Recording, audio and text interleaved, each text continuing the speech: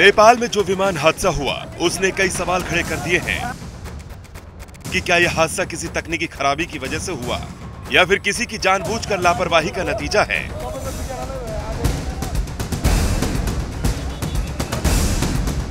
क्योंकि यह हादसा नेपाल में कोई इस तरह का पहला हादसा नहीं है। इससे पहले कई ऐसे खतरनाक विमान हादसे हुए जिसमें सवार यात्रियों की जान चली गई।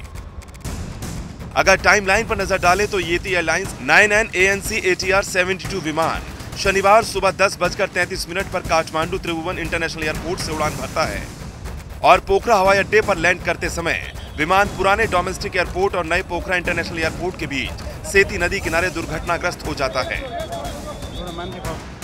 हर किसी के जहन में बस यही सवाल है कि आखिर बार बार नेपाल में इस तरह के हादसे क्यों होते हैं। द हिमालयन टाइम्स अखबार की रिपोर्ट के मुताबिक नेपाल में विमान दुर्घटनाओं का एक भयानक रिकॉर्ड रहा है। फाइनेंशियल एक्सप्रेस की एक रिपोर्ट के मुताबिक इसकी सबसे बड़ी वजह है यहाँ के ऊबड़ खाबड़ पहाड़ी इलाके, जो विमान के लिए किसी बड़े खतरे से कम नहीं है। नेपाल में ज्यादातर हवाई पट्टियां पर्वतीय इलाकों में हैं, जिनसे विमान में सवार यात्रियों पर आए दिन खतरा मंडराता रहता है।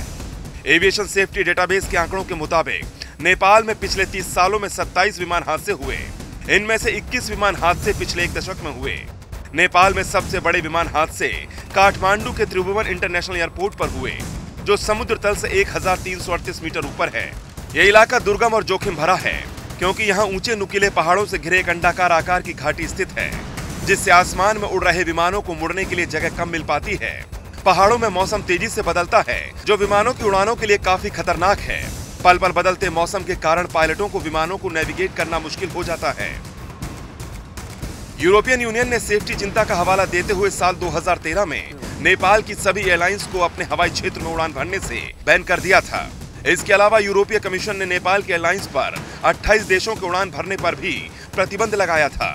मार्च 2022 में काठमांडू पोस्ट की एक रिपोर्ट में बताया गया कि नेपाल सरकार की विफलता के चलते विमान यूरोपियन यूनियन की ब्लैकलिस्ट से बाहर नहीं निकल पा रहे। इन सब के बावजूद नेपाल अपनी एयरलाइंस को लेकर नहीं जागा। पोखरा के पास हुआ यह हादसा काठमांडू से टेक ऑफ के करीब 20 मिनट बाद हुआ।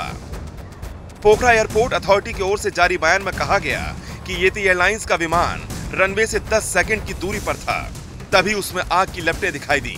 नेपाल की एयरपोर्ट अथॉरिटी की ओर से कहा गया कि यह हादसा तकनीकी खराबी की वजह से हुआ, लेकिन नेपाल की घरेलू उड़ान कंपनी पर जो सवाल खड़े हो रहे हैं उसको अनदेखा नहीं किया जा सकता, क्योंकि नेपाल की येती एयरलाइंस कंपनी का जो विमान हादसे का शिकार हुआ वो करीब 40 साल पुराना मॉडल बताया जा रहा है।